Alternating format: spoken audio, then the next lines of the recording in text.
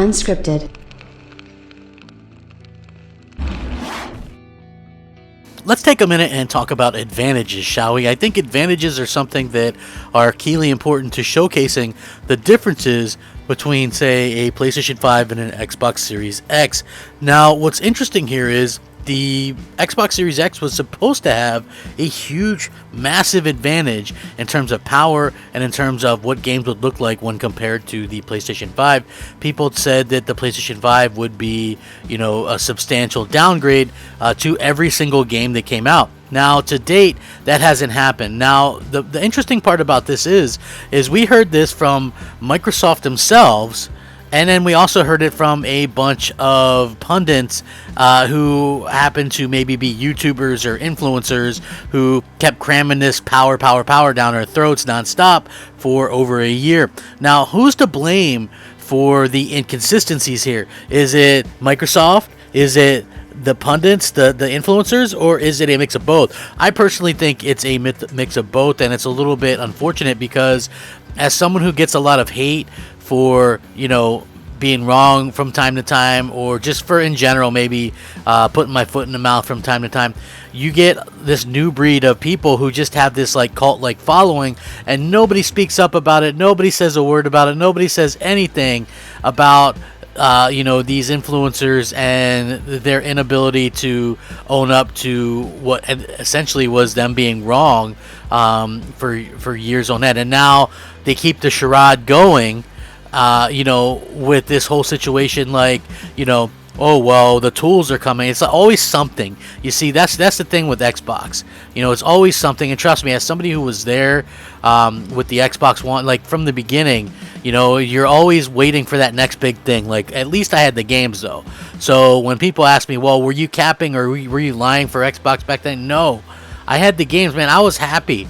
Like, what more could you ask for, to be honest with you? Yeah, it didn't have to be the most powerful, and that's fine. I mean, the Switch isn't the most powerful, but they've got games, and so those fans are happy. People underestimate the level of happiness something as simple as video games themselves can bring you, right? Like, that's the thing that I kind of want to get out there is, the games are literally the most important thing. These things really kind of drive everything, kind of drive us towards getting kind of what we want. And I feel like that's the most important thing. Like, we really, really wanted to get that kind of going. As gamers, we want these things to actually come out there and happen. Once again, I just think it's kind of interesting because, like, back in the day, I was like, well, wait for E3, or we'll wait for, DX12, and then wait for this, and then wait for E3. And now it's like literally wait for this, wait for that, wait for this, wait for that. It's just kind of funny to me. And, we keep seeing where people just are okay with it, and I just think as a fan, it's smart to, not be deluded at a certain point. So I want to get into this because we're talking about something that the developer's talking about. Very cool stuff. Looking forward to talking about this. What's up, everybody? Crapgamer here with Crapgamer Reviews, back with another video. Thank you so much for checking it out. I really do appreciate it. Please like, share, subscribe. I would appreciate that as well. It helps out the channel, and it means a lot to me personally.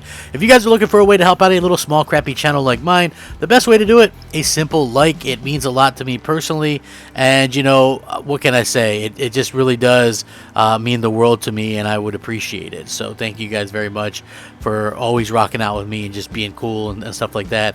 It does mean a lot. And again, you guys have been great. Please know that YouTube doesn't do me any favors whatsoever. So if you guys wouldn't mind liking the videos and hitting the bell and all that kind of good stuff.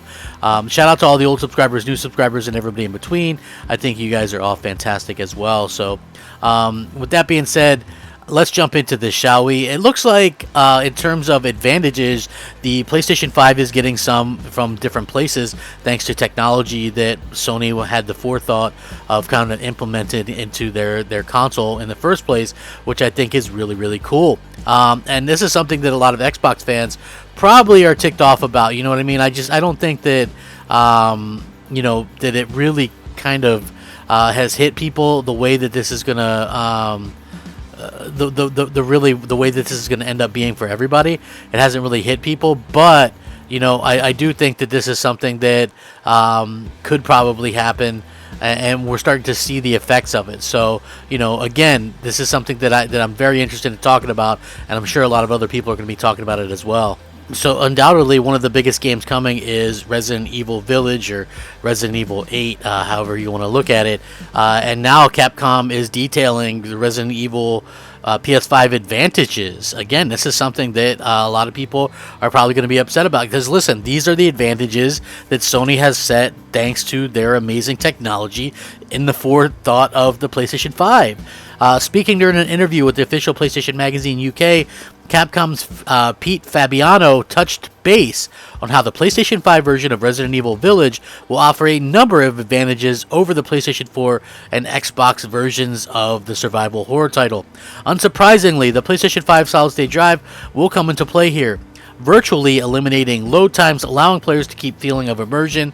Fabiano says, likewise, he touched on the 3D audio, adding, "You'll be fully bathed in audio from all directions." He also reiterated that Resident Evil Village will run in 4K resolution. Resident Evil Village obviously is supposed to come in May 7th on PlayStation 5, PS4, and of course Xboxes and stuff like that. So again, Resident Evil Village takes place a few years after the events of Resident Evil 7 Biohazard, and reunites players with Ethan Winters as he battles against a mysterious group of sisters wielding supernatural looking powers and other mutated beasts. So again, this is going to be a fantastic game. This is going to be a big game. You can imagine that this game is going to hit all the right buttons for PlayStation fans around the world, as PlayStation fans tend to support Capcom and Resident Evil much more so than what we can guess from the likes of Xbox fans. Xbox fans don't seem to really do a good job of buying their games in the first place. So when we see stuff like this happen, we do kind of get that feeling that we're going to continue to see like a lot of great adoption and stuff like that from the PlayStation faithful, and it makes a lot of sense. Now, again, I've stated this multiple times.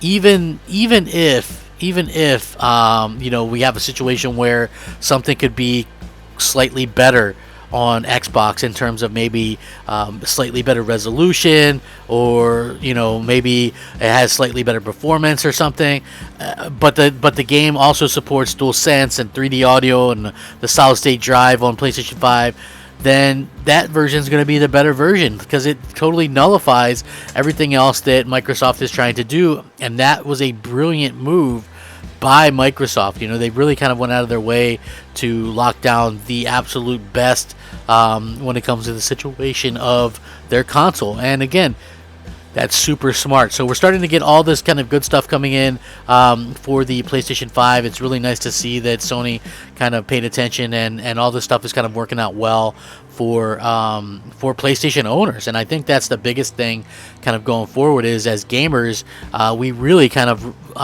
want to see these games and what our consoles can do. Again, the exclusives set apart what these things are doing, but you also have a situation where we're going to have to see a situation where some of the features are going to have to set these things apart as well.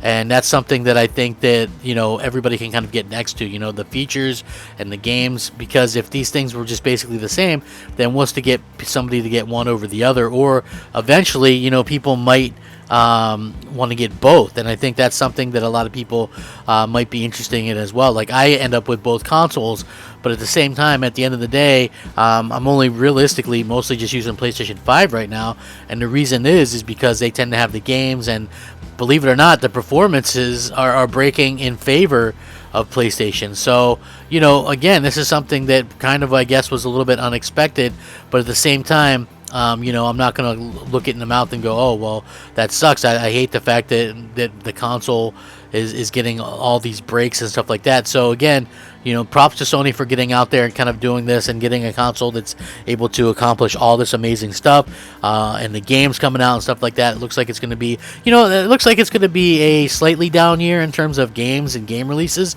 but if you're a PlayStation fan, it does look like at least you're going to get some pretty cool stuff, from Ratchet and Clank to Gran Turismo, Horizon Forbidden West, and then the multiplats. You're still going to get some of the double A's like Kenna. You're going to get Returnal. You're going to get Resident Evil. You're going to get Call of Duty. You're going to get Battlefield. So you're still going to get a lot of really good games. You have Biomutant. There's still a lot of cool stuff coming out, but maybe not as much as if we weren't in the middle of this lockdown and stuff like that. So very interesting times indeed. I will link all of this stuff in the description.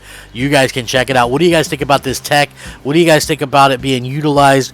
And what do you guys think about the advantages over the Xbox? Please let me know. Sound off, rate, comment, subscribe.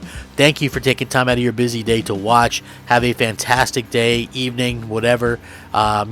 Stay safe, happy, and healthy. Rack 'em up. Game on, my friends. Game on. Crapgamer out. Unscripted.